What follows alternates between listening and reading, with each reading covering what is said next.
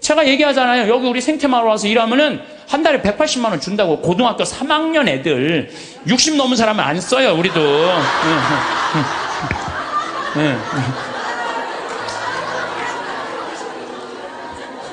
아니, 그랬더니 많은 분들, 신부님 노인들한테 강의하면서 살으라 하면서 왜 60? 우리는요, 우리 직원 23명이 다 60이 다 넘어서. 그래서 우리도 세대 교체가 필요해. 그래서 지금 최고 나이 많은 직원 70에 70. 근데 우리는 안 내보내요. 74인가? 최고 나이 많은 직원. 우리는 안 내보내요. 일을 할 수 있을 때까지 우리는 안 내보내는 게 기본 목적이에요. 근데 젊은 애들 이제 들어와야 된다. 그래서 고등학교 3학년 애들 180만 원 준다니까, 3달. 실습 3달. 그걸 주나면, 그러면 한 달에 200만 원 먹여주고 재워주고. 얼마나 좋아요. 그런데 여기를 안 오는 거예요. 여기를. 왜? 내 자식만은 연봉 3천, 4천만 원 되는데 보내고 싶다는 거예요. 여러분들, 미국 사람들이요, 얼마 버는 사람이 제일 행복한 줄 알아요? 4만 달러 버는 사람들이 제일 행복하대요. 이 연봉. 그래서 4만 달러면 얼마냐면 우리나라 4천만 원, 4천만 원. 4천만 원이면요, 우리나라에서 300만 원 정도 버는 사람이요, 미국에서 제일 행복하대요. 근데 우리나라 사람은 어떤 줄 알아요? 500만 원을 한 달에 벌어도 자기네들은 저소득자라고 생각을 하는 거예요. 500만 원을 벌어도. 대한민국 사람들이 지금 얼마나 욕심이 많은지 몰라요. 욕심. 진짜 욕심. 한 달에 300만 원만 벌으면 먹고 살만 해요. 막말로. 그렇지 않아요? 한 달에 300만 원 먹고 살만 하지 않아요? 뭐가 문제? 애 학원만 안 보내면 충분하지. 사람이요, 이 세상 살면서 미움이 없을 수는 없어요. 살아가면 미워하게 돼 있어요. 어떤 이유로든. 그런데 문제는 미워할 수밖에 없는 인생을 살지만은 결국은 미워하면 누구 손해냐면 내 손해니까. 그러니까 해결을 해야 되는 건 내 손해이기 때문에. 여러분들, 미워하면은요, 우리가 마음에 막 미움이 있어, 분노가 있어. 그러면은 무슨 일이 생기냐면 내 혈관 벽이 얇아진대요. 혈관 벽이 이거는 정신적인 고통만 오는 게 아니라 육체적인 고통도 같이 오는 거야. 혈관 벽이 얇아지고, 그 다음에 당뇨병, 심장병, 뇌출혈, 이런 게 생긴다는 거야. 미움이 꽉 차 있고 분노가 꽉 차 있는 사람이. 그럼 미움이 많으면 NK세포라고 암을 죽이는 세포가 없어진대요. 그래갖고 참고 사는 사람들, 막 미움 속에서 고통스럽게 사는 사람들이 암이 많이 걸리는 거예요. 신부님은 왜 걸렸어? 난 술 먹어서 걸려. 술 먹어서.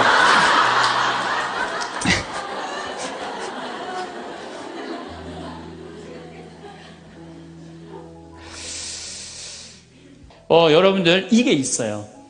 사람은 나약한 존재다, 부족한 존재다라는 걸 이해하기 시작하면요, 사람이 이해 안 될 사람이 없어요. 다 그래, 세상 사는 게 얼마나 힘들으면 그렇게 하겠어 라고 이해하기 시작하면요, 그렇게 미워할 것도 없어요, 보면은. 그리고 아주 적극적인 방법은 뭐냐면은 얘기하는 거예요. 너 그렇게 말해서 나 너무 기분 나빠. 앞으로 너 나에 대해서 지금 헛소문을 퍼뜨리는데, 너 내가 들었어. 그러니까 난 그런 말 한 적 없어. 내가 들었다니까. 나 한 적 없어. 그래도 그렇게 말을 하고 나면은요, 어떤 문제가 있냐면 다음에는요, 무서워서 경계하게 돼 있어요. 근데 우리는 끝까지 말 안 해. 그래서 속에서만 끓이는 거야. 저걸 어떻게 하면 좋은가? 그냥 성당에 가서 그냥 예수님 앞에서 울고, 그냥 예수님하고만 그러고 나하고 문제를 일으키는 사람한테는 한마디도 안 하는 거예요. 그래서 부부 사이도 마찬가지라는 거예요. 내가 남편한테 기분 나쁜 일이 있으면 얘기를 해라는 거예요. 근데 우리는 대부분 말 안 하고 참는 거예요. 혼자 끊임없이 상상을 하는 거예요. 그래서 그냥 나중에는 그냥 분노가 되는 경우가. 그래서 폭발이 돼갖고 그냥 너 죽고 나 죽자 해갖고 그냥 이 가스불 켜놓고 그냥 폭발을 그냥. 방화의 16%가 홧김에 지르는 불이래잖아요. 그래서 참 우리가 이 용서라는 게 참 그래서 중요한 거예요. 용서라는 게. 미운 사람이 막 신경이 쓰여. 그 사람 때문에 분노가 일어나. 미운 사람 때문에 분노가 일어나면 인생을 잘못 살 수가 있어요. 제가 얼마 전에 운전을 하고 하는데 딱 차를 열었는데 모기가 한 마리 딱 들어왔어요. 차 안에서. 음내를 운전하고 하는데 모기가 계속 날아다니는 거예요. 신경이 무지하게 쓰이더라고요. 근데 이놈이 싹 날아가더니 갑자기 바지 아래쪽으로 싹 들어가는 거예요. 다리 쪽으로 막 들어가는 거야. 그래서 싹 하더니 조용해졌어요. 이제 물기일보 직전인 거야. 아, 이걸 잡아야 되겠다. 그래갖고 이제 바로 보이니까 여기 어디 있나 이렇게 막 이렇게 찾는데 갑자기 앞에서 빵 소리가 나더라고요. 보니까 내가 그 모기 찾는다고 중앙선을 넘어서서 25톤 트럭한테 달려가고 있더라고요. 그냥 그 트럭이 꽝 한 거예요. 내가 정신 차리고 정말 심장이 쓰러요. 내가 모기 한 마리 잡으려다가 죽을 뻔했어요. 모기 한 마리 잡으려다가 죽을 뻔했어요. 여러분들 우리 인생 살면서 미운 사람 있어요. 신경에 거슬리는 사람 있어요. 근데 그 사람 잡으려고 그러다가 여러분 인생 망치는 경우가 있어요. 우리가 지금 뭐 하는 게 중요해? 내 인생 운전하는 게 중요해. 그러니까 그 사람들 굳이 신경 쓰지 않아도 된다는 거예요. 우리가 죄에 이르는 길은 뭐냐면 게을를 때 죄를 많이 져요.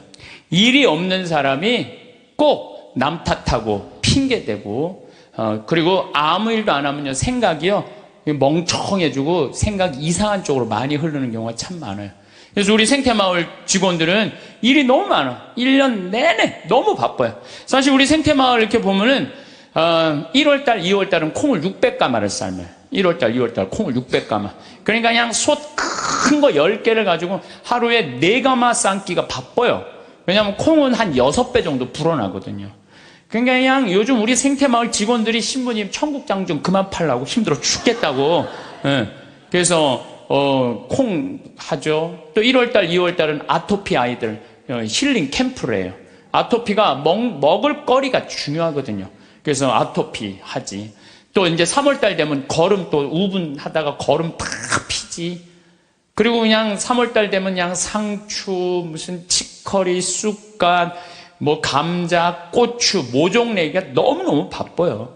그러니까 그거 하다 보면 훌쩍 지나가. 저는 또 이제 3월달에 이제 또 사순 이제 강의 다니고 4월달 되면 여기 구역장 반장님들 또 여기 오늘도 무슨 고등학교 동창들도 오고 무슨 세무사님들도 오시고 4월달, 5월달, 6월달엔 정말로 많이 피정으로 와요. 그러면은 이제 3월달에 이제 모종낸 이제 상추, 쑥갓 이런 거 뜯어다가 된장만 갖다 줘도 얼마나 잘 먹는지 몰라요. 맛있다고. 그냥 자연에서 바로 먹으니까. 7월달, 8월달은 우리 학생들도 3,000명 와서 환경 피정하고. 9월달은 또 이제 가을에 김장하려고 배추도 이번에도 한 4만 3천 포기 심어놨어요. 무는 10만 개 심고, 고추는 4,000근 해고. 일이 얼마나 많은지 몰라요. 그러면 이제 9월달 또 이제 10월달 되면 이제 김장하기 시작해. 11월, 12월달까지 해요. 그리고 나는 또 나대로 또 특강 다니고 책 쓰고. 직원들이요, 정말로 그래. 신부님, 해만 지면 잔다는 거예요. 해만 지면. 죄질 시간이 어디 있어? 해만 지면 자는데. 이게요, 아무 일도 안 하는 사람이 저녁에 밤새 잠은 안 오고 컴퓨터 인터넷 이상한 거나 보고 다니고 그러는 거예요. 그래서 사람은요, 일을 해야 돼요. 일을 해야 돼. 그리고 또 우리가 죄에 이르는 길이 뭐냐면 시기심이야, 시기심. 남 시기하는 거. 남 잘 되는 꼴을 못 봐. 이게요, 사촌이 땅을 사면 배가 아프지 말고 사촌이 땅을 사면 어떻게 해야 돼? 축하해줘야 돼요. 다 같이 잘 살아야 돼요. 제가 말씀드렸지만 유대인들은요, 철저하게 민족끼리는 서로 책임진다. 그러니까 그 민족 유대의식이 철저한 거예요.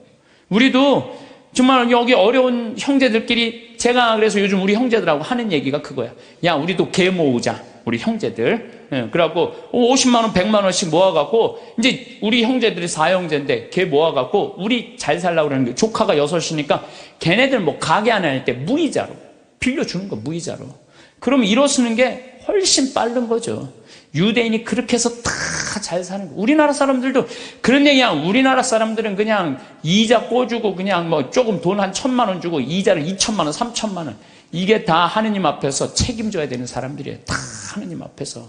그래서 출애굽기 18장에 보면 이웃한테 돈 꿔주고 이자 받지 말라는 거예요. 그 사람이 살게 해주는 게 그게 세상 사는 맛이지. 그 돈 꿔주고 그냥 돈 못 갚으면 신체 포기각서 막 쓰라고 그러고. 이건 정말로 죄가 꽉 차 있는 거죠. 근데 거기다가 판단까지 부정적으로 해. 그냥 자기 눈에 있는 들보 꺼낼 생각은 남의 눈엔 티끌만 찾아내려고. 여러분들 신앙생활하는 이유가 뭐예요? 나의 잘못을 자꾸 수정하는 거죠. 자꾸. 그래서 건강한 예수님 하느님 완전한 것처럼 너희도 완전하라고. 내가 그렇게 완전을 향해서 노력하는 것이 좋은 거죠. 그런데 게으른 데다가 남 잘 된 꼴을 못 보고 판단은 부정적으로 하는 게 욕심까지 있어. 이러면은요, 이거 정말 완전 죄로 가는 것 같아. 그래서 우리가 탐욕, 욕심, 이게 우리가 죄로 빠뜨리는 거예요. 저기 돈 때문에 회사나 국가 기밀 중국에 팔아먹는 사람들이 있어요. 정말 정신 나간 사람들이죠. 지금 중국이 어떤 나라인데 거기다가 지금 중국이요 경제 규모가 8조예요. 우리는 1조인데. 그러니까 거기다가 그걸 팔아먹으면 어떻게 거기 걸 빼와야지. 근데 그냥 뭐 사장 자리 준다, 부사장 자리 준다 이런 거에 혹해갖고 그냥 우리나라 그냥 얼마 전에도 세계 특수강 업체 직원들이 억대 연봉 준다고 그냥 그걸 다 그 팔아는 나라 국부가 유출되는 거예요. 다 뭐 때문에? 탐욕 때문에. 탐욕 때문에. 탐욕 많은 부자들이요 사람들 무시해요. 돈 많은 부자들이요 사람 무시해. 왜 무시하는 줄 알아요? 사람 가까이 하면 도와달라고 그럴까 봐. 그게 귀찮으니까 사람도 안 만나는 부자들 많아요. 그냥 자기만 그냥 그 돈 그냥 쥐고 쓰지도 않고. 그래서 제가 늘 말씀드리지만 돈은요 쓴 것만 내 돈이에요. 만약에 100억 있어. 근데 이 사람은 하나도 안 쓰고 죽었어. 그럼 그 사람 거지예요, 거지. 그렇지 않아요? 하나도 100억을 그대로 아까워갖고 한 푼도 안 쓰고 죽었어. 그게 무슨 100억 재산가예요. 근데 내가 한 5억, 10억 있어. 근데 그거 어려운 사람도 도와주고 맛있는 것도 먹고 나라 경제 돌아가라고 소비도 좀 하고 이거는요 그 사람은 정말 알찬 부자예요. 근데 한 푼도 안 누고 그냥 싸도는 재미로만 갖고 있는다. 그 사람들은 탐욕 속에 사는 사람들, 나누지 않는 사람들. 우리가 죄 짓는 이유가 뭐냐면 다 욕심 때문에. 사랑받고 싶은 욕심, 돈 더 벌고 싶은 욕심, 출세하고 싶은 욕심, 자식 좋은 대학 보내고 싶은 욕심 때문에 우리가 괴로운 거예요. 내 인생에 내가 언제 제일 괴로웠나 나도 보니까 내가 욕심 필 때 제일 괴로웠더라고. 나도. 내가 이제 여기 생태마을 한 10년 동안 하니까 여기 뭐 여러분들처럼 이렇게 많이 오는 거예요. 근데 많이 오는데 보통 우리가 여기 수용할 수 있는 인원이 200명. 근데 막 300명, 400명씩 막 온다고 그러는 거예요. 그러니까 3년 전, 4년 전에 이제 여기 한 거의 진짜 한 100억을 들여서 정말 꾸며놨어요. 근데 한 300명, 400명이 오니까 200명이 딱 맞는다는데 욕심이 생기는 내가. 이거 강당이 너무 조그만데 이거 좀 크게 해야지. 그래갖고 황토 성당 지으려고 계획을 했었어요. 설계까지 다 했어요. 사제관도 우리 부관장 신부님들이 오니까 사제관도 통나무집 좋은 데 있는데 황토 사제관을 짓는다고 설계도 다 해놨어요. 수영장도 저 마당에다 수영장도 해놔갖고 오는 분들이 수영도 또 내가 욕심을 피는 거죠. 근데 떨커덕 4년 전에 그런 계획을 했는데 떨커덕 내가 위암이 딱 걸린 거예요. 위암이 걸려 수술하러 들어가려고 이렇게 생각을 해보니까 내가 만약에 죽는다면 성당이 뭐가 필요해? 황토 성당이. 사제관이 뭐가 필요해? 나 죽으면 내 후임자만 좋지. 네. 그렇지 않아요? 네. 수영장이 뭐가 필요해? 그래서 저는 암 걸리기 전에는 7일 중에 9일을 일을 했어요. 7일 중에 9일을. 네. 무슨 얘기냐면은 아침에도 강의하고 밤에도 강의하고 어떤 날은 서울에서 오전에 강의하고 밤에 부산에서 강의하고 막 이랬어요. 미국 강의도 만약에 7월 15일부터 18일까지 미국 강의다. 그럼 15일 아침에 도착해하고 18일 강의 끝나고 한국에 와서 또 강의하고 이렇게 살았어요. 죽을 둥 살 둥 사는 거죠. 나 죽으면 무슨 소용이 있어? 나 죽으면 여러분들 어떻게 할 것 같아? 그 아까운 신부 죽었네? 그리고 끝이야. 그걸로 끝이에요. 아까운 신부 죽었네? 그리고 근데 우리 신부들은 그놈의 새끼 죽을 둥 살 둥 하더니 지금 아까운 애 죽었네? 그걸로 끝이에요. 나 죽으면 누구만 가슴에 우리 어머니 아버지 80인데 그냥 가슴에 묻고 살 거 아니에요. 그래서 내가 수술하러 들어가면서 우리 직원들한테 뭐라고 그랬냐면 나 수술하고 나오면 아무것도 안 한다. 성당 안 짓는다. 사제관 안 짓는다. 수영장 안 한다. 백지다 백지.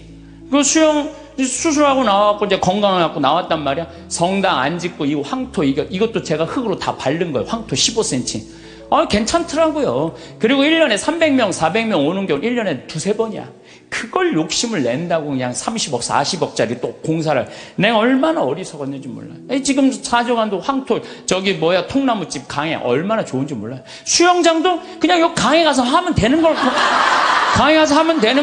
그냥 굳이 왜 여기다 또 수영장을 만들어갖고 가만히 보니까 다 내 욕심이야, 욕심. 그냥 아무것도 안 하니까요. 너무 좋은 거예요. 너무 좋은 거예요. 편안하고. 그렇다고 뭐 생태마을 망하는 것도 아니고. 다 내 인생이 괴로운 건요. 남 때문이 아니에요. 다 내 욕심 때문에, 다 내 욕심 때문에. 여러분들, 단골집 있는, 장사 잘 되는 집 있죠? 단골집에 막 손님이 바글바글해. 근데 자리가 20개밖에 안 돼. 그런데 그냥 막 한 50명이 돌아가. 사장이 막 100그릇을 팔아도 너무너무 행복해. 막 사람들이 막 돌아가고. 그런데 요 100그릇에 만족하지 않고 돌아가는 사람이 아까운 거야. 돌아가는 사람 아까운 거예요. 아유, 저거 내가 가게 조금만 크게 지면은 내가 저것도 다 팔 수 있는데 500그릇까지 팔 수 있을 것 같은데. 그래갖고 이제 땅을 좀 사서 건물을 크게 져요. 100명 앉을 수 있는 좌석을 해갖고. 그러니까 뭐 음식도 맛있고 그러니까 사람들이 한 200그릇 팔려. 그럼 100그릇 팔다가 200그릇 팔리면 행복해, 안 행복해요? 행복해져. 근데 이 사람은요, 목표가 500그릇이야. 500그릇이니까 몇 그릇 손해본다고 생각해? 300그릇 손해본다고 생각을 하는 거야. 그러니까 옛날에는 그냥 100그릇 팔 때는 얼굴이 반짝반짝 웃고 그냥 손님들한테 너무너무 다정했는데 옮겨갖고 째려보는 거예요. 오늘 300명이 안 왔네. 이것이 어떻게 하면 좋지? 웃던 사장 얼굴이 새로 이사가거나 얼굴이 굳어 있어. 직원도 2명이면 충분하던 거 10명 주려고 그러니까 은행에 이제까지 빚까지 해갖고 건물을 줘놨는데 옛날에는 그냥 뼈국물, 오리지널 뼈국물만 울고갖고 손님한테 줬는데 아이씨, 이거 돈이 안 되네. 야, 우유 타. 우유 타. 우유 타. 그러니까 손님들이 와서 옛날에 그 맛이 아니네. 이 사람이 집 옮겨가더니 그 집 옛날에 그 맛이 아니야. 그러면 순식간에 망하는 거예요. 그래서 다 욕심 때문에 망하는 거예요. 욕심 때문에. 여러분들 집도 마찬가지야. 25평 살 때 행복했어. 근데 50평짜리 친구 집에 아파트를 가보니까 우리 집 25평이 그 집 화장실에 들어가게 생겼어.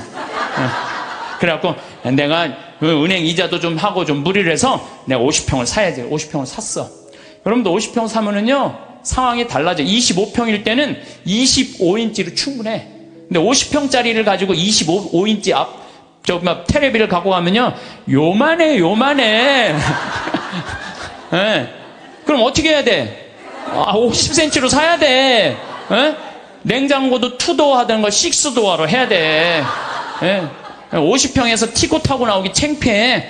그랜저는 사야 돼. 점점 힘들어지는 거예요. 우리가 인생이요, 가만히 생각해 보세요. 욕심을 안 피면요, 고통스럽지 않아요. 근데 뭐 때문에 고통스러워? 욕심 때문에 고통스러워. 성당도 마찬가지예요. 성당도 가만히 보면은요, 성당도 내가 이렇게 이제 우리 젊은 신부님들 이렇게 새로 성당 지을 때 이렇게 가서 보면요, 교우들 한 2,500명, 3,000명이면요, 그 교우들 죽어라 모아야 30억 모아요. 그런데 설계를 한 걸 보면 50억짜리, 100억짜리 해놓은 성당 많아요. 그러면 50억, 100억짜리 해놓으면은 50억이 들어간다 그러면 교우들이 50억 우리가 어떻게 내지? 나 돈도 없는데. 또 못 내는 교우들은 미안해서 성당 못 나오고. 이 성당 짓는 데는데 교우가 늘어나야 되는데 줄어드네? 그러니까 신부님이 반짝반짝 웃다가 어떻게 되는 거야? 인상을 쓰는 거죠. 하느님 집 짓는 데는데 왜 돈을 안 내냐? 맨날 욕하고. 그 다 욕심 때문에 죄를 짓는 거예요. 욕심 때문에. 욕심을 안 피면요, 우리가 정말로 행복해요. 얼마나 좀 대한민국 살기 좋아요. 그러니까 자식들한테 욕심도 우리가 참 우리나라 사람들 욕심이 많은 거. 이거 어떤 그 명왕성이라는 영화 찍은 감독 얘기 아니에요. 전교 2등 하는 여자아이가 있었대요. 전교 2등. 전교 2등이면 공부 정말로 잘하는 거예요. 나는 전교 610명 중에 597등 했어. 597등. 전교 2등이 뭐야? 난 전교 100등 안에만 들어도 원도 한도 없겠어. 근데 2등 하는 애한테 엄마가 맨날 그러는 거야. 조금만 더 하면 잘할 수 있을 텐데 왜 1등을 못 해오냐 이거야. 얘는 근데 죽을 만큼 해도 그 1등을 못 따라가는 거야. 죽을 만큼 해도 1등을 못 따라. 얘는 얼마나 힘들겠어. 근데 한번 1등 하는 애가 뭐 몸이 아팠는지 어땠는지 시험을 잘못 봐갖고 얘가 전교 1등을 한 거야. 그래갖고 엄마한테 1등 딱 성적표를 주고 딱 네 말하고 죽었어요. 이제 됐지. 이제 됐지. 엄마 욕심 채웠으니까 이제 됐지 하고 아파트에서 때리면서 죽은 거예요. 이렇게 지금 우리가 자녀들을, 우리들 욕심 때문에 수도 없는 아이들이 죽어나가고 있어, 영원히. 수도 없는. 아니, 머리가 안 돌아가는 애한테 공부하라 그러면 돼요. 머리가 안 돌아가는 애한테 뭐라 이래라 그래야지. 공부하라 그러면 돼요. 그래서 제가 항상 하는 얘기가 그 얘기예요. 포크레인 가르치라, 이거. 포크레인, 트랙터, 용접 기술이요 정말 좋은 거예요. 그런 것들이 시간 가는지 몰라요. 일 열심히 하고 그러면 사는 게 재밌거든요. 욕심 때문에 우리가 고통을 겪는 경우가 너무 많아. 여기 계신 여러분들, 혹시 빚 있는 분들 걱정하지 말아라. 빚도 갚다 못 갚으면 죽으면 되지 뭐 걱정이야. 그걸 뭐 걱정하고 그래. 갚다 못 갚으면 죽으면 되지. 내가 자살하라는 게 아니에요. 여러분들 지금 빚 걱정한다고 갚아줘요? 갚아지는 게 아니잖아요. 근데 그냥 빚에 눌려서 사는 기쁨이 하나도 없어. 근데 미국 사람들은요 30살에 은행에다 대출해갖고 집을 사요. 평생 갚아요. 평생. 그러니까 빚 갚는 건 갚는 거고 사는 건 사는 거야. 여러분들 아파트를 샀어. 그러면은 10년 갚을 거 20년에 갚으면 되잖아. 나눠서 갚으면 되잖아. 아무것도 안 쓰고 죽을 둥살둥 10년 갚았어. 그래갖고 이제 좀 숨통 좀 쉬려고 그러는데 30평짜리 아파트에서 이제 했는데 갑자기 50평짜리 아파트를 또 사고 싶은 거야. 그럼 또 대출 받아갖고 50평 죽을 평생 그냥 돈 한 푼도 못 쓰고 집만 늙히다가 죽는 사람들 많아요. 그런 사람들 많아요. 뭐하러 살아? 조금 빚을 천천히 갚고 때가 되면 갚아지는 거니까. 그건 뭐 여행도 다니고 먹고 싶은 것도 먹고 그러고 살아야지 사는 게 즐거운 거 아니에요. 그러니까 너무 안달하면서 살지 말라는 거예요. 너무 욕심 피다가 한 푼도 못 쓰고 죽는 사람들 많아요. 여러분들 요즘 동양증권 뭐 또 사고 났죠? 내가 부산저축은행 때도 강의 때 얘기했어요. 나라 경제가 3%면은 우리나라 경제 성장률이 3%예요. 그러면은 이자 3% 이상 주는 은행은 없어요. 나라 경제 성장률이 7%면은 이자 7% 줄 수 있어요. 근데 우리나라는 지금 10년 이상 지금 3%에서 왔다 갔다 해요. 그러면 어떤 은행에다가 넣어도 3% 이상 주는 은행은 없어요. 만약에 이 은행이 10% 준다? 그럼 이 은행은 문제가 있는 은행이에요. 근데 동양증권이 10% 준다고 그런 거예요. 10%. 그러니까 내가 평생 3억을 모아뒀어. 3억을 모아뒀는데 3% 주면은 얼마야? 한 달에 많이 받아 100만 원 받는 거예요. 근데 10%면은 3억이면 얼마냐면은 그래도 한 달에 거의 한 300만 원 받는 거야. 그러니까 이 100만 원하고 300만 원하고 어떨 것 같아요? 여러분들 어느 걸 선택할 것 같아요? 300만 원 선택할 거 아니야. 그래서 동양증권에 맡기는. 그래 2조 원이 다 날아가는 거 아니야. 2조 원이. 욕심 때문에 인생이 괴로운 거예요. 그럼 이분은 3억 모으느냐고 평생 먹고 싶은 거 쓰고 싶은 거 안 하고 3억을 60에 딱 모았어. 이번에 25% 65세 이상 25%가 여기 동양증권에 돈 날린 분이 25%가 65세 이상이래요. 예. 그러니까 이분들 이제 3억을 모아갖고 어떻게 동양증권에 맡기면 한 달에 300만 원 나오니까 생활비 된다고 하고 맡긴 거야. 그러면 평생 한 푼도 못 쓰고 3억 날라가니까 남은 인생도 한 푼도 못 쓰고 죽는 거예요. 그러니까 하나도 못 쓰고 죽는 사람들이 많아요. 그래서 제가 항상 하는 얘기가 그래요. 내 신조는 뭐냐? 그 달에 번 건 그 달에 다 쓰자. 이게 내 신조. 그 달에 번 건 그 달에 다 쓰자. 이게 엉뚱하게 들릴지 모르지만요. 지난번 2008년 리먼 브라더스 미국 경제 위기 왔을 때요. 우리나라 이민자들은요. 돈 다 모아 집 샀어. 집값 다 반쪽 났어요. 근데 멕시코 애들은요. 주급을 받아요. 미국 애들은. 금요일 날 받으면 토요일 날 일요일 날 다 모여서 먹고 쓰는 거야. 그리고 또 월요일부터 죽으라고 일하고 금요일 날 또 다 먹고. 그래갖고 내가 그때 강의 갔을 때 그분들이 저 사람들이 인생 제대로 사는 거라고. 우린 평생 살면서 고생만 했지 마음 놓고 먹어본 적이 없는데 쟤네들은 토요일날 일요일만 되면 모여가고 먹고 그냥 쟤네들은 날아갈 것도 없으니까 얼마나 속 편이야 이거예요. 날아갈 것도 없으니까. 속쓰리는 거냐. 한국 사람들만 그냥 집 다 사돈 한국 사람들은 속쓰리는 거예요. 그러니까 여러분들 써라.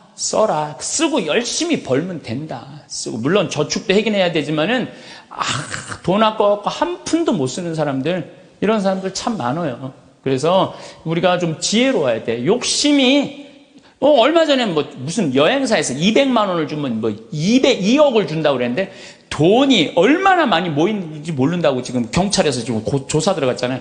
여러분들 그게 지금 가능한 얘기예요? 200만 원을 줬는데 2억을 벌리게 해준다는 게 가능해요? 근데 그 수많은 사람들이 그 돈을 넣는 게 뭐야? 다 이놈의 욕심 때문에. 욕심 때문에 죄를 짓는 거예요. 욕심 때문에. 그러니까 여러분들은 누가 뭐 5% 줄 테니까 돈 맡겨. 믿지 마세요. 3%만 맡기세요. 3%만. 그래갖고 괜히 소중하게 모은 돈 하루아침에 날리지 마시고 차라리 그 날리는 대신 쓰는 게 더 나아. 먹고 돌아다니면 억울하지는 않잖아. 한 푼도 안 쓰고 그냥 그대로 날아가면요, 그때 땅을 치고 통곡하지 마시고 신부 말을 좀 들으세요.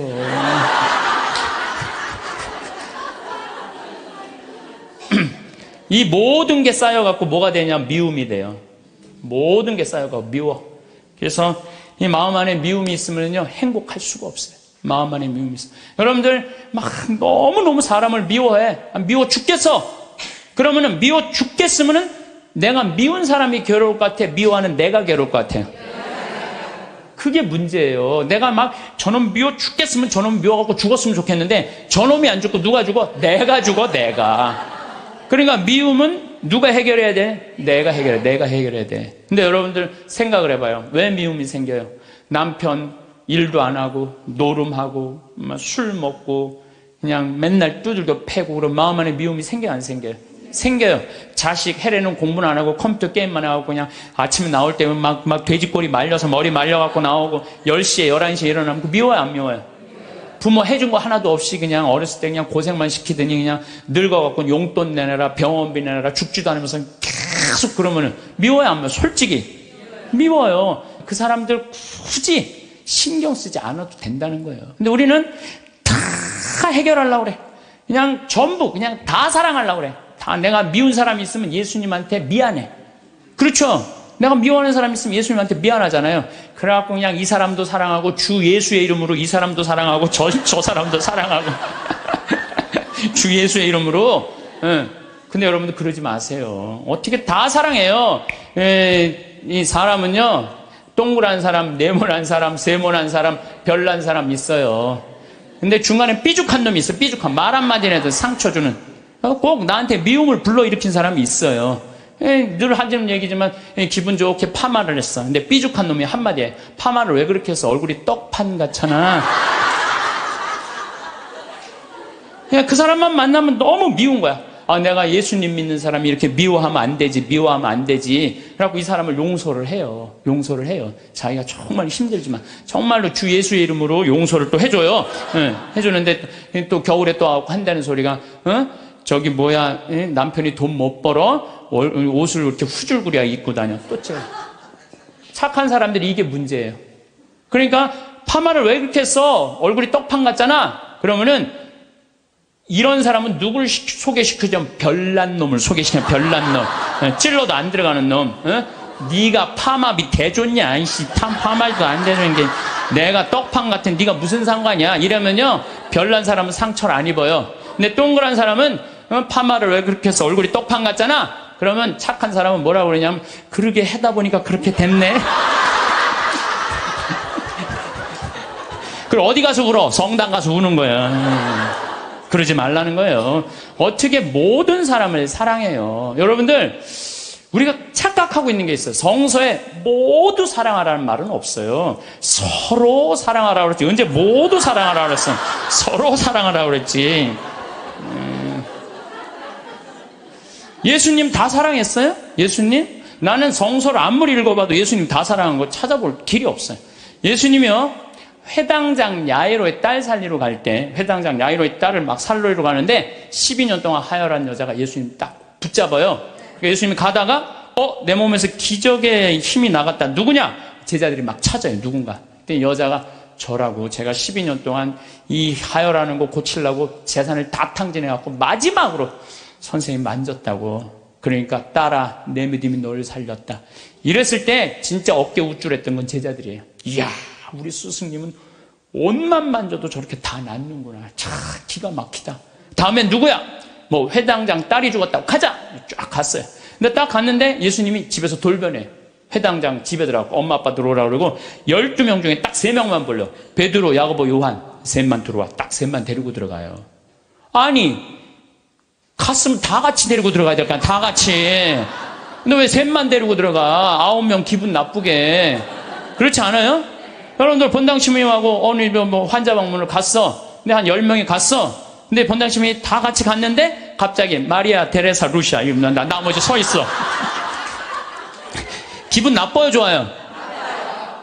예수님은 모두 사랑하라고 다 데리고 들어갔다. 다 왜 셋만 데리고 들어가? 예수님이 또 다볼산에서 거룩한 변모하잖아요. 다볼산. 이게 다볼산이 내가 가봤는데 580m야. 나자렛에서도 보이고 과부의 아들 살린 나인에서도 보이고 가나의 혼인잔치 포도주막 거기서도 보이고 심지어 갈릴레아에서도 보여요. 다 보인다. 그래서 이름이 다볼산이야. 다볼산. 어떻게 2000년 전에 이름도 어쩜 그렇게 잘 졌는지 몰라. 이스라엘에서 다볼산. 다볼산에서 거룩한 변모하러 올라가셨는데 하늘나라의 모습을 보여주시려고 올라가신 거 아니에요? 그럼 다 보여줘야 될 거 아니야. 근데 누구만 데리고 올라냐면 베드로, 야고보, 요한만 데리고 셋만 데리고 올라가요. 아니 예수님도 12 중에 셋만 끼고 돌았는데 여러분들이 뭐라고 신자 3000명 다 네모난 놈, 동그란 놈, 세모난 놈, 별난 놈, 삐죽한 놈 다 사랑하려고 그래. 그러지 마세요.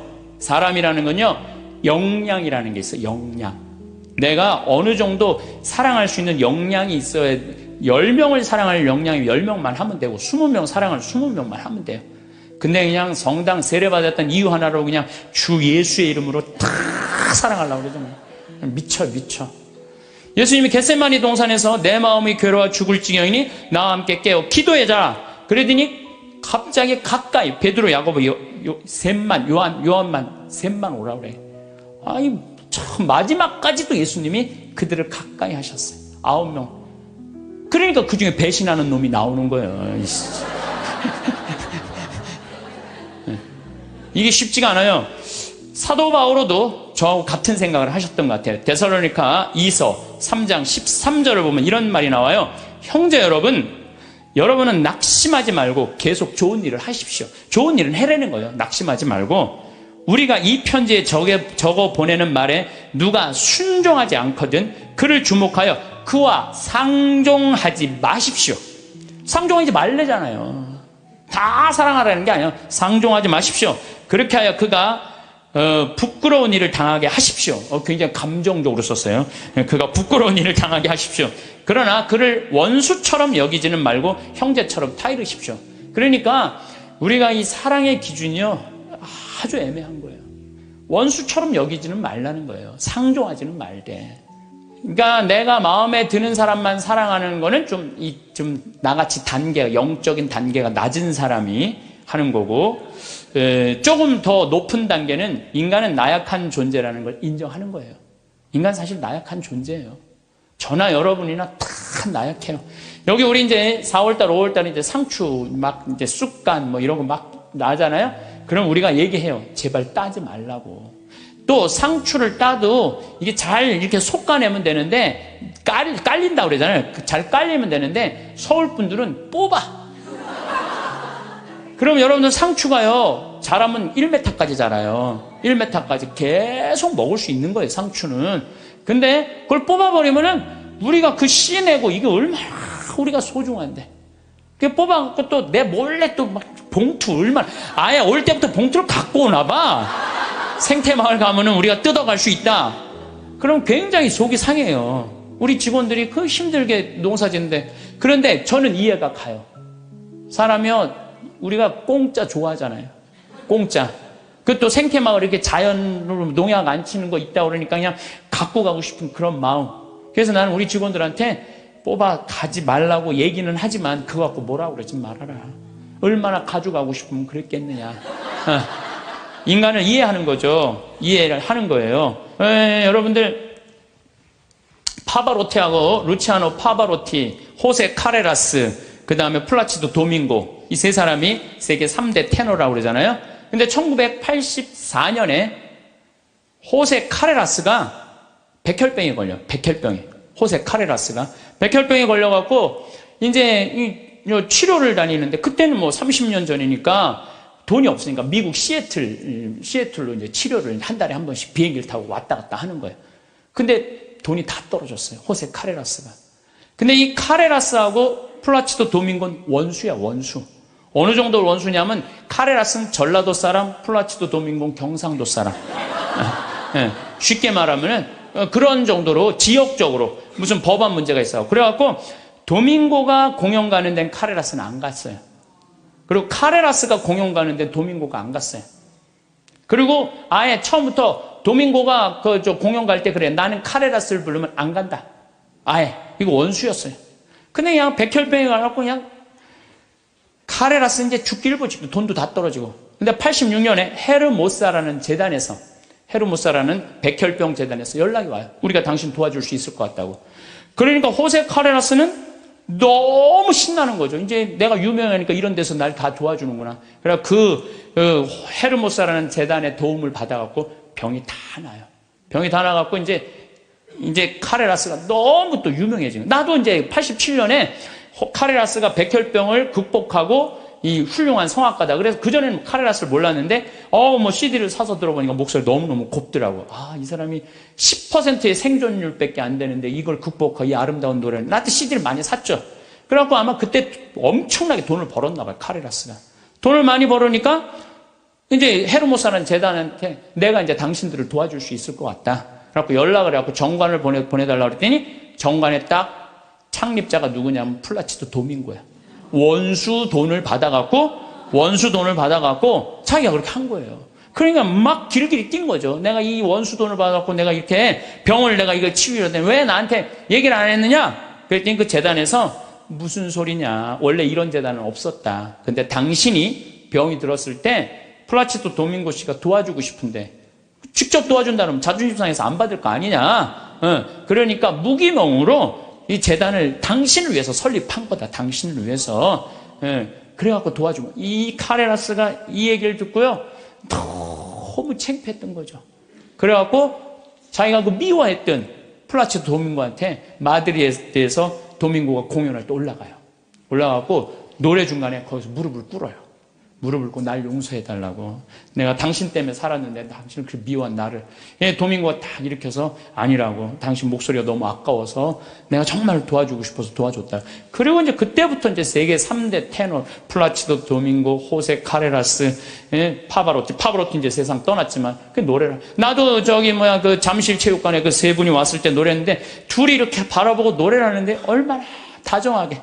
그래서 여러분들 우리가 그 아는 노래 중에 파니스 안젤리쿠스 그래서 아름다운 거예요. 카레라스하고 도밍고가 같이 노래를 둘이 부르는 거예요. 이게 둘이 부르면 멋있거든요. 파니스 안젤리쿠스 그런 카레라스가 피 파니스 미눔 그러면서 이 온 세상 사람들한테 그냥 감동을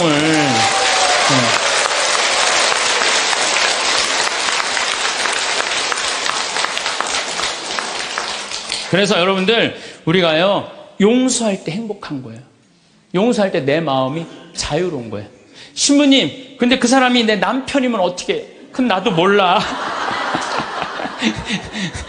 그 남편이면 나도 몰라 어떻게 되는지. 저는 우리 인간이 살아가면서 이게 굉장히 참 중요한 것 같아요. 인생을 살면서 일이 없어. 게을러. 그럼 죄를 지을 수밖에 없어요. 일이 많은 사람은요, 딴 생각을 안 해. 일이 많은 사람은. 그래서 여러분들도 인생의 계획을 세우셔야 돼. 난 앞으로 5년 후에 뭘 할 거다, 10년 후에 뭘 할 거다, 20년 후에 뭘 할 거다, 30년 후에 뭘 할 거다. 제가 요즘 잠비아 일을 하면서 너무 재밌어요. 왜 재밌느냐면은, 한 50대신 분들이, 신부님, 저희도 가고 싶어. 얼마 전에는 70대인 분들인데, 신부님, 할머니들이, 저희들 가고 싶다는 거예요. 그래서 저희들 재주가 있대. 무슨 재주가 있냐니까 우리들이 셋이 간호사 출신이라는 거예요. 최고다 최고. 가자. 그래갖고 할머니들 이름 다 적어놓고 갔어요. 내년 7월 15일 날 가려고. 그리고 이제 여기 계신 분들 중에 나는 신부님 아무 재주가 없어요. 아무 재주가. 걱정하지 마세요. 내년에 7월 15일 가기 전에 여기 우리 생태마을에서 벽돌 쌓는 조족 기술 가르쳐 줄 거야. 진짜로. 조족 기술. 그리고 아프리카는 집 짓는 게 어렵지가 않아요. 무슨 냉난방 시설 안 하잖아요. 벽돌만 싸면 돼. 벽돌 싸고 지붕만 하면 집이야. 근데 그 벽돌도 이 개미산이라는 게 있어요. 개미산. 그 개미산이 개미들이 집을 짓는데 얼마나 튼튼한지 장정 둘이서 곡괭이로 한 달을 깨도 못 깨요. 근데 이제 이번에 큰 포크레인 보냈기 때문에 그거는 30분이면 깨요. 근데 그 개미산의 그 흙으로 벽돌을 찍으면요, 이거 콘크리트보다 더 단단해요. 그래서 내가 벽돌 찍는 기계도 이제 사서 이제 보낼 거예요. 그래갖고 이제 여러분들 가갖고 벽돌 찍고 그냥 조족 그대로 쌓으면 돼. 그러니까 걱정하지 말아요. 일은 천지가 이래, 천지가. 내가 계획을 안 세워서 그렇지. 그래서 일을 하는 사람은 죄를 안 져요. 그 다음에 시기, 남 칭찬해줘라. 아, 옆에 사람들 잘 되면 얼마나 좋아요. 칭찬해주고. 사촌이 땅을 사면 축하해 줍시다. 예? 우리 다 같이 잘 살아야지. 다 같이. 예. 그러고 난 다음에 판단을 해도 부정적인 판단을 해야 돼? 긍정적인 판단을 해야 돼? 항상 좋은 쪽으로 생각을 하세요. 예수님이 그러잖아요. 심판하지 말아라. 심판은 오로지 한 분만이 할 수 있다. 하느님만이 할 수 있다. 저는 사실은 요즘 전 개인적으로 이런 생각이 많이 들어요. 막 우리 교회에 안 나오면은 구원받을 수 없다 이러잖아요. 구원은 누구한테 유보된 거예요? 하느님한테 유보된 거예요. 구원은 누구만 결정할 수 있는 거예요? 하느님만이. 근데 우리가 저 사람 구원받는다, 이 사람 구원 못 받는다, 이거는요, 인간이요 도를 넘어서는 거예요.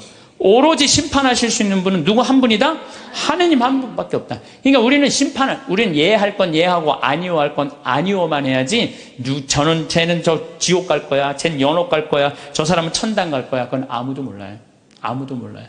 그래서 가끔 우리 천주교는 요즘 제가 어떤 생각이 드느냐면, 우리 천주교는 굉장히 요즘 넓어요. 그래서 교회 밖에도 구원이 있다고 그래요.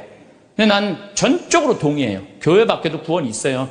여러분들, 우리 조상님들은 세례 받았어요, 안 받았어요? 500년 전, 1000년 전 조상님들은 세례 못 받았잖아요. 그럼 다 지옥 가 있어요?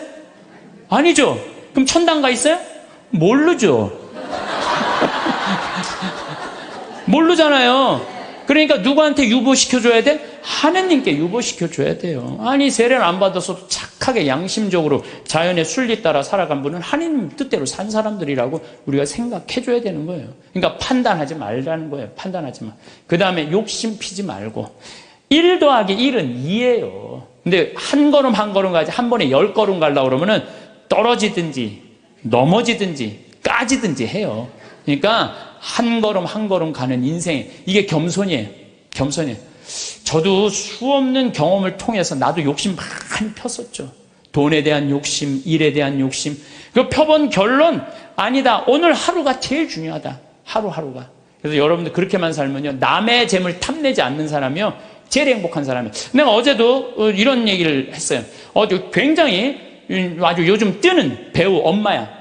그랬더니 어떤 사람이 와서 요즘 뜨니까 돈 좀 5천만 원 내라고. 그 남의 재물 탐내는 거예요. 그렇지 않아요?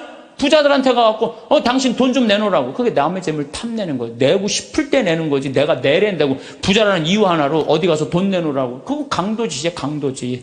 그래서 나는 우리 교우들이 3억을 도와준 거는 내고 싶은 사람들이 낸 거예요. 내가 강제로 내라고 해서 한 사람도 없어요. 딱 2명. 우리 어머니하고 형한테만 강제로 내라고 그러고. 성공한 사람들을 보면 크게 두 부류로 나뉘는 걸 알 수 있습니다. 하나는 자신이 성공했다고 여기저기 떠벌리고 다니는 사람들, 그리고 또 하나는 조용히 아무 말 없이 자기 삶을 사는 사람들입니다. 우리는 흔히 성공을 하면 자연스럽게 자랑하고 싶어질 거라고 생각하죠. 좋은 차를 사고 비싼 시계를 차고 SNS에 멋진 사진을 올리고 싶을 겁니다. 왜냐하면 그렇게 하면 남들이 나를 더 인정해 줄 거라고 믿으니까요. 하지만 현실은 그렇지 않습니다. 오히려 진짜 성공한 사람들은 그렇게 행동하지 않습니다. 왜냐하면 보여줄 필요가 없기 때문입니다. 돈이 많다고, 높은 자리에 있다고, 유명하다고 해서 굳이 그걸 드러낼 필요는 없습니다. 그걸 아는 사람들은 이미 알고 있고, 모르는 사람들은 알 필요가 없죠. 그런데도 굳이나 성공했다고 떠드는 사람들이 있습니다. 그런 사람들은 왜 그럴까요? 간단합니다. 그 사람들은 사실 그렇게까지 성공한 게 아니기 때문입니다. 우리는 종종 SNS에서 성공한 사람들을 봅니다. 해외여행을 가고 고급 레스토랑에서 밥을 먹고 멋진 차를 타고 다니는 모습? 그런데 가만히 보면 그런 걸 보여주는 사람들은 언제나 뭔가를 팔고 있습니다. 강의를 팔든 자기 브랜드를 홍보하든 아니면 단순히 자기 자존감을 유지하려고 하든 간에 결국 목적이 있는 거죠. 진짜 부자들은 그렇게 하지 않습니다. 오히려 조용히 아무도 모르게 자기 일을 합니다. 왜냐하면 자랑해서 얻을 게 없기 때문입니다. 오히려 괜히 잘난 척했다가 사람들에게 이용당하거나 시기와 질투를 받거나 쓸데없는 오해를 사는 게 더 피곤합니다. 이건 단순한 돈 이야기가 아닙니다. 사회적인 성공을 이룬 사람들도 마찬가지입니다. 진짜 실력 있는 사람들은 자기 실력을 굳이 떠벌리지 않습니다. 왜냐하면 그럴 필요가 없으니까요. 자기 분야에서 최고라면 사람들이 먼저 알아서 찾아옵니다. 반대로 실력이 부족한 사람일수록 자기를 포장하려고 애씁니다. 우리가 흔히 듣는 말이 있죠. 빈수레가 요란하다. 이 말이 괜히 있는 게 아닙니다. 정말 내실이 있는 사람들은 굳이 시끄럽게 굴지 않습니다. 반대로 겉만 번지르르한 사람들은 자기가 얼마나 대단한지 떠들고 다닙니다. 이걸 좀 더 현실적인 예로 들어볼까요? 동창회에 나가면 꼭 이런 사람이 있습니다. 옛날에는 별거 아니었는데 갑자기 잘 됐다고 나타나서 자기가 얼마나 성공했는지 자랑하는 사람. 처음에는 다들 와 대단하다 하고 들어주지만 시간이 지나면 어떨까요? 대부분 속으로 이렇게 생각할 겁니다. 저 사람 뭐 저렇게까지 티를 내? 결국 그런 사람은 점점 멀어지게 됩니다. 반면에 정말 성공한 사람들은 조용합니다. 굳이 자기가 어떻게 살고 있는지 설명하지 않죠. 그런 사람들은 오히려 주변에서 먼저 알아보고 자연스럽게 존경을 받습니다. 그게 진짜 성공입니다. 그럼 우리는 어떻게 해야 할까요? 내가 뭔가를 이루었을 때 굳이 남들에게 알릴 필요가 있을까요? 물론 가까운 사람들에게 좋은 소식을 전하는 건 좋습니다. 하지만 굳이 모든 사람들에게 나 이렇게 잘 살고 있어요 하고 알릴 필요는 없습니다. 그런 행동은 결국 나에게 득이 되지 않습니다. 성공이라는 건 원래 조용한 겁니다. 내가 잘 되고 있으면 주변 사람들이 자연스럽게 알게 됩니다. 굳이 내가 말하지 않아도 내 행동과 태도에서 묻어나오게 되어 있습니다. 그러니 굳이 보여주려고 애쓰지 마세요. 오히려 그게 더 진짜 성공한 사람의 태도입니다. 사람은 사회적 동물이라고 하잖아요. 혼자 살아갈 수 없고 결국 사람과의 관계 속에서 기쁨도 얻고 때로는 상처도 받습니다. 그런데 한 가지 생각해 볼 게 있어요. 우리가 정말 인간관계가 필요해서 맺고 있는 걸까요? 아니면 그냥 그래야 한다고 배워서 어쩔 수 없이 유지하고 있는 걸까요? 어릴 땐 친구 많으면 좋다고 하죠. 사회생활에서도 인맥이 중요하다는 말을 많이 합니다. 그런데 정작 주변을 보면요. 인간관계가 넓은 사람일수록 스트레스를 더 많이 받아요. 전화벨이 울릴 때마다 이번엔 또 무슨 부탁일까 싶고 단체 채팅방에서 메시지가 올 때마다 이걸 또 어떻게 대답해야 하나 고민하죠. 관계가 많아질수록 책임과 피로도 함께 늘어나는 겁니다. 어떤 사람들은 인간관계를 줄이면 외롭지 않겠냐고 해요. 그런데 가만히 생각해보면 진짜 외로움을 느끼는 순간이 언제인지 아세요? 오히려 불필요한 인간관계 속에 있을 때입니다. 같이 밥을 먹고 얘기를 나누는데도 뭔가 허전하고 대화가 컥 돌고 속마음을 나누지도 못할 때, 그럴 때 우리가 더 외롭다고 느끼죠. 그렇다고 당장 인간관계를 다 끊어버릴 순 없겠죠. 하지만 적어도 내가 정말 소중하게 여겨야 할 관계와 그냥 관성적으로 유지하는 관계는 구분할 필요가 있습니다. 예를 들어 매번 나한테 부탁만 하고 정작 내가 어려울 땐 연락 한 번 없는 사람. 내가 실수하면 뒷담화를 하면서 내 앞에서는 웃는 사람. 이런 관계를 굳이 계속 이어갈 이유가 있을까요? 가끔은 이런 경험도 있을 거예요. 우연히 어떤 사람과 친해졌는데 만난 지 얼마 되지도 않았는데 너무 많은 걸 털어놓는 사람들 있죠. 자기 속사정부터 가족 문제, 직장 고민까지 쏟아내는 사람들. 이런 경우 두 가지의 가능성이 큽니다. 하나는 그냥 감정적으로 의존할 사람이 필요해서일 수도 있고 또 하나는 내가 믿을 만한 사람인지 떠보는 걸 수도 있어요. 어떤 경우든 이런 관계는 오래가기 어렵습니다. 사실 친밀함이라는 건 시간이 필요한 법이에요. 적당한 거리를 두고 천천히 서로를 알아가야 하는데 초반부터 급격하게 가까워진 관계는 쉽게 무너지는 경우가 많습니다. 처음엔 친하다고 생각했는데 어느 순간 사소한 일로 틀어지고 결국 남보다 못한 사이가 되는 거죠. 그러면 인간관계를 어떻게 해야 할까요? 답은 간단합니다. 억지로 맺지 말고 굳이 유지하려고도 하지 않는 거예요. 내가 편한 관계라면 자연스럽게 이어질 것이고 그렇지 않다면 서서히 멀어질 겁니다. 그리고 그걸 억지로 붙잡지 않아도 괜찮습니다. 관계를 유지하는데 에너지를 쓰기보다는 정말 소중한 관계에 집중하는 게 더 낫지 않을까요? 어떤 사람은 내가 인간관계를 줄이면 나중에 나 혼자 남는 거 아니냐 걱정하기도 해요. 그런데 생각해보면요, 진짜 나를 위하는 사람은 많지 않아요. 인간관계를 줄인다고 해서 완전히 혼자가 되는 게 아닙니다. 오히려 불필요한 관계를 정리하고 나면 남아있는 관계들이 더 단단해지고 가치 있게 느껴질 겁니다. 예전엔 인맥이 자산이라는 말을 많이 했어요. 그런데 요즘은 꼭 그렇지도 않죠. 오히려 불필요한 인간관계가 많으면 그게 짐이 될 수도 있어요. 적당한 거리, 적당한 선. 이걸 잘 지키는 게 결국엔 가장 편한 인간관계를 유지하는 방법 아닐까요? 한번 곰곰이 생각해 보세요. 지금 내 주변에 있는 사람들 중에서 내가 정말 편하게 만날 수 있는 사람이 몇 명이나 되는지, 내가 억지로 맞춰주고 있는 관계는 없는지. 관계를 줄이면요, 외로워지는 게 아니라 오히려 더 자유로워집니다. 그리고 자유로워진 만큼 내 인생에서 정말 중요한 것에 집중할 수 있게 됩니다. 인간관계 너무 많은 걸 신경 쓰다 보면 정작 중요한 걸 놓칠 수 있어요. 그러니까 이제는 한 번쯤 정리해보는 것도 나쁘지 않을 겁니다. 사람들이 돈을 많이 벌고 싶어 하는 이유가 뭘까요? 단순히 돈이 많으면 좋으니까? 물론 그것도 있겠지만 사실 돈을 원하는 진짜 이유는 더 나은 삶을 살기 위해서겠죠. 그런데 문제는 돈을 많이 번다고 해서 반드시 삶이 나아지는 건 아니라는 겁니다. 오히려 더 많이 벌수록 더 많이 쓰게 되는 경우가 많아요. 가끔 이런 생각해 본 적 없으세요? 예전에는 돈이 지금보다 훨씬 적었는데 이상하게 그때가 더 여유로웠던 것 같다. 왜 그럴까요? 사실 우리가 원하는 건 돈 그 자체가 아니라 돈을 통해 얻을 수 있는 자유인데 돈을 벌면 벌수록 그 자유를 잃어버리는 경우가 많아요. 더 좋은 차, 더 좋은 집, 더 좋은 옷을 사면서 점점 더 많은 돈이 필요해지고 결국엔 돈을 벌기 위해 또다시 일해야 하는 악순환에 빠지게 되는 거죠. 한번 생각해 봅시다. 우리가 정말 필요해서 뭔가를 사는 경우가 얼마나 될까요?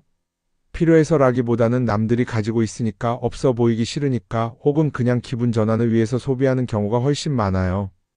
그리고 그런 소비를 할 때마다 스스로 이렇게 합리화를 하죠. 이 정도는 나를 위한 투자야. 그런데 가만히 보면 그 소비가 진짜 나를 위한 소비인지 아니면 그냥 사회가 만든 기준에 끌려가고 있는 건지 헷갈릴 때가 많습니다. 예를 들어 예전에는 스마트폰 하나면 충분했는데 이제는 스마트워치도 있어야 하고 무선 이어폰도 필요하고 태블릿도 있어야 할 것 같고, 하나를 사면 또 다른 무언가가 필요해지는 시기예요. 사실 이건 우리가 그렇게 만들어진 겁니다. 광고도 그렇고 SNS도 그렇고 자꾸 우리에게 이렇게 말하죠. 이걸 사야 더 행복해질 수 있어요. 그런데 정작 그걸 사고 나면 어때요? 처음 며칠은 좋죠. 그런데 시간이 지나면 또 다른 걸 사고 싶어져요. 왜냐하면 물건이 우리를 오래 행복하게 만들어주지는 않거든요. 특히 요즘은 SNS가 이런 소비 심리를 더 부추기는 것 같아요. 예전에는 친구들끼리 만나서 나 새로 샀어 하고 자랑하는 게 전부였는데 이제는 SNS에 올리면서 전 세계 사람들에게 보여주잖아요. 그러다 보니까 남들도 다 뭔가를 사서 올리고 나도 따라해야 할 것 같은 기분이 드는 거예요. 그런데 중요한 건 그 사람들도 사실은 나와 똑같은 기분이라는 겁니다. 내가 남을 부러워하는 만큼 나도 누군가에게 부러움을 사려고 애쓰고 있는 거죠. 결국 끝없는 비교와 소비 속에서 진짜 중요한 걸 놓치게 되는 겁니다. 한번 이렇게 생각해보면 어떨까요? 만약 내가 지금부터 딱 1년 동안 불필요한 소비를 하지 않는다면 내 삶이 어떻게 변할까? 아마 처음에는 답답할 수도 있어요. 사고 싶었던 걸 참아야 하니까. 그런데 그걸 몇 번 참고 나면 어느 순간 깨닫게 될 겁니다. 내가 굳이 이걸 안 사도 괜찮네? 그렇게 불필요한 소비가 줄어들면 자연스럽게 돈이 쌓이겠죠. 그런데 돈이 쌓이는 것보다 더 중요한 게 있어요. 바로 마음의 여유가 생긴다는 겁니다. 돈을 쓰지 않는다고 해서 불행해지는 게 아니라 오히려 소비로부터 자유로워지면서 진짜 행복을 찾을 수 있어요. 물론 이걸 실천하는 게 쉽지는 않겠죠. 우리 주변에는 소비를 부추기는 것들이 너무 많으니까요. 하지만 적어도 이런 건 해볼 수 있습니다. 뭔가를 사고 싶을 때 한 번만 스스로에게 물어보는 거예요. 이게 정말 나한테 필요한 걸까? 아니면 그냥 순간적인 욕심일까? 만약 그 질문을 던졌을 때 5초 안에 당연히 필요하지 라는 답이 나오지 않는다면 사실 그건 없어도 되는 물건일 가능성이 큽니다. 정말 필요한 건 고민할 필요도 없이 바로 떠오르거든요. 그러니까 이제는 한 번쯤 생각해 봐야 할 것 같아요. 나는 지금 내가 원하는 삶을 살고 있는 걸까? 아니면 남들이 만든 기준에 맞추기 위해 내 시간을 팔고 있는 걸까? 소비를 줄인다는 건 단순히 돈을 아끼는 게 아닙니다. 그건 결국 내 삶의 선택권을 되찾는 일이거든요. 돈을 많이 버는 것도 중요하지만 더 중요한 건 그 돈을 어떻게 쓰느냐입니다. 그리고 때로는 아무것도 사지 않는 게 최고의 선택일 수도 있어요. 우리는 요즘 SNS 없이 사는 게 거의 불가능한 시대에 살고 있죠. 아침에 눈 뜨자마자 휴대폰을 확인하고 출근길에도 SNS를 보고 잠들기 전까지도 계속 들여다봅니다. 그러면서 남들이 어떻게 사는지 보고 나도 모르게 비교하게 되고 때로는 초조해지기도 하죠. SNS에 올라오는 사진들 한번 보세요. 맛집에서 멋진 음식을 먹고 해외여행을 다니고 좋은 옷을 입고 성공한 삶을 사는 사람들. 그런데 가만히 보면 이 사람들이 정말 행복해서 저런 사진을 올리는 걸까요? 아니면 그냥 행복해 보이고 싶은 걸까요? 실제로 SNS에 가장 많이 올라오는 사진이 뭔지 아세요? 남들이 부러워할 만한 순간들입니다. 집에서 편하게 쉬고 있는 모습이나 출근길에 지친 얼굴, 어제 먹다 남은 배달 음식 사진 같은 건 잘 안 올리죠. 대신 멋진 레스토랑, 명품 가방, 고급 호텔 같은 것들이 올라옵니다. 왜 그럴까요? 결국 SNS는 보여주기 위한 공간이기 때문입니다. 여기서 중요한 게 있어요. 우리가 SNS에서 보는 건 그 사람의 삶 전체가 아니라 편집된 일부 장면이라는 겁니다. SNS는 마치 한 편의 다큐멘터리나 영화처럼 잘 꾸며진 장면들만 보여줍니다. 그런데도 우리는 그걸 보면서 아, 저 사람은 나보다 더 행복하구나 하고 착각하죠. 예를 들어 SNS에서 한 친구가 해외여행을 가서 아름다운 풍경을 찍어 올렸다고 해볼게요. 우리는 그걸 보면서 부럽다, 나도 저렇게 살고 싶다라고 생각하겠죠. 그런데 정작 그 친구는 사진을 찍고 나서도 일 때문에 스트레스를 받고 있을 수도 있고 여행 비용을 감당하느라 카드가 걱정을 하고 있을 수도 있습니다. 그 부분은 우리는 알 수가 없죠. 그런데 문제는 이렇게 남들과 비교하는 습관이 쌓이면 결국 내 삶이 초라하게 느껴진다는 겁니다. 원래는 그냥 조용히 살아도 괜찮았는데 SNS를 보고 나면 나만 뒤처지는 것 같고 뭔가를 더 해야 할 것 같고 괜히 불안해지죠. SNS는 기본적으로 사람들의 비교 심리를 자극합니다. 남들이 가진 걸 나도 갖고 싶게 만들고 남들이 하는 걸 나도 해야 할 것 같은 기분이 들게 만들죠. 그러다 보니 필요하지도 않은 걸 사게 되고 무리해서라도 화려한 곳에 가게 되고 남들에게 보여주기 위해 사는 삶을 살게 됩니다. 그럼 어떻게 해야 할까요? 사실 정답은 간단합니다. SNS에서 보이는 것들을 곧이곧대로 믿지 않는 것입니다. 그리고 더 중요한 건 남과 비교하는 걸 멈추는 것이에요. 어떤 사람이 비싼 차를 타고 다닌다고 해서 그 사람이 꼭 행복한 건 아닙니다. 좋은 차를 타고 다니지만 밤마다 사업 걱정에 잠 못 이루는 사람도 많아요. 반대로 대중교통을 이용하지만 마음 편하게 사는 사람도 있죠. 결국 행복은 보이는 것이 아니라 느끼는 것입니다. SNS를 덜 보면 덜 불행해진다는 연구 결과도 있어요. 하루 종일 남의 삶을 보면서 비교하는 시간을 줄이면 내 삶에 집중할 수 있는 시간이 많아지는 겁니다. SNS를 완전히 끊을 필요는 없지만 최소한 그 안에 있는 것들이 전부 진짜라고 생각하지 않는 태도는 필요합니다. 우리는 누구나 자신만의 속도로 살아가고 있어요. 남들은 남들대로 사는 거고 나는 나대로 살면 됩니다. SNS에서 남들의 화려한 모습을 볼 때마다 한 번쯤 이렇게 생각해 보세요. 이건 그 사람이 보여주고 싶은 삶일 뿐이다. 그러면 조금은 편해질 겁니다. 사람들은 다들 자기 인생을 살아간다고 생각하죠. 그런데 가만 보면 정말 자기 인생을 사는 사람이 얼마나 될까요? 많은 사람들이 사실은 남이 만들어 놓은 기준에 맞춰서 살고 있어요. 좋은 대학, 좋은 직장, 좋은 차, 좋은 집. 다들 이런 걸 목표로 삼지만 정작 내가 원하는 삶이 뭔지 깊이 생각해 본 적이 없는 경우가 많아요. 이건 어릴 때부터 교육받아온 방식과도 관련이 있어요. 우리는 어릴 때부터 이렇게 살아야 한다는 틀 안에서 자라죠. 공부 열심히 해서 좋은 성적을 받아야 하고 좋은 직장을 가져야 하고 결혼도 적당한 때에 해야 하고 마치 인생이 정해진 수순이라도 있는 것처럼요. 그러다 보니 나 스스로 정말 원하는 걸 고민하기보다는 그냥 남들이 정해놓은 목표를 따라가게 돼요. 그런데 이렇게 남의 기준에 맞춰서 살다 보면 어느 순간 공허함을 느끼게 됩니다. 이게 정말 내가 원했던 삶인가? 하는 의문이 들 때가 오죠. 어릴 땐 성적이 목표였고 사회에 나와서는 연봉이 목표였고 결혼하고 나서는 아이 교육이 목표였는데 그 목표를 이루고 나면 허무한 거예요. 계속 뭔가를 이루긴 했는데 정작 나는 어디에 있는지 모르겠는 거죠. 진짜 중요한 건 내가 원하는 게 뭔지를 아는 것이에요. 그런데 이게 쉽지 않죠. 오랫동안 남의 기준대로 살아왔기 때문에 막상 내가 정말 원하는 게 뭐지? 하고 물어보면 선뜻 대답하기 어려운 경우가 많아요. 하지만 이 질문을 하지 않으면 우리는 평생 남이 정한 기준 속에서 살게 됩니다. 그럼 어떻게 해야 할까요? 첫 번째로 필요한 건 내가 왜 이런 생각을 하게 됐는지 스스로 점검하는 거예요. 예를 들어 내가 비싼 차를 사고 싶다고 생각한다면 그게 정말 내 필요 때문인지 아니면 남들에게 잘 보이기 위해서인지 한번 따져봐야 해요.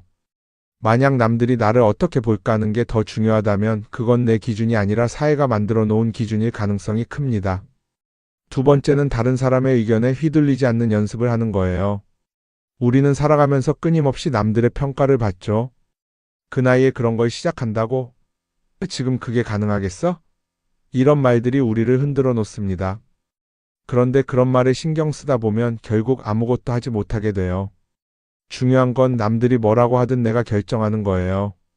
물론 남의 조언을 들을 수도 있고 참고할 수도 있죠. 하지만 최종 결정은 항상 내 몫이어야 합니다. 내가 결정하고 내가 책임지는 거. 그렇게 해야 내 삶을 온전히 내 것으로 만들 수 있어요. 세 번째는 내가 한 선택에 책임지는 자세를 가지는 거예요. 많은 사람들이 무언가를 선택하고 나서도 후회하죠. 괜히 이걸 했나? 이 선택이 잘못된 건 아닐까? 그런데 한 가지 확실한 건 후회한다고 해서 과거가 바뀌지는 않는다는 거예요. 내가 한 선택이라면 그 선택이 틀렸다고 해도 받아들이고 그 안에서 최선을 다하는 게 더 중요해요. 이렇게 말하면 그럼 실수하면 어떡하죠? 라고 걱정하는 분들도 있을 거예요. 하지만 생각해보면 우리가 실수를 두려워하는 이유도 결국 남의 시선 때문이에요. 내가 실패하면 남들이 날 어떻게 볼까? 이런 걱정이 더 크죠. 그런데 남들은 생각보다 우리한테 관심이 없어요. 우리가 성공하든 실패하든 남들은 자기 삶을 사느라 바빠요. 그러니까 내 인생의 주인은 결국 나 자신이라는 걸 명확히 할 필요가 있어요. 내 선택을 하고 그 선택에 책임지면서 남이 아니라 나에게 맞는 길을 찾는 것. 그게 진짜로 내 삶을 살아가는 방법이 아닐까요? 어쩌면 우리는 너무 오랫동안 이렇게 살아야 한다는 틀 속에 갇혀 있었는지도 모릅니다. 하지만 이제는 한 번쯤 생각해 봐야 합니다. 나는 진짜 내 삶을 살고 있는가? 그리고 만약 아니라면 지금부터라도 조금씩 바꿔보면 어떨까요?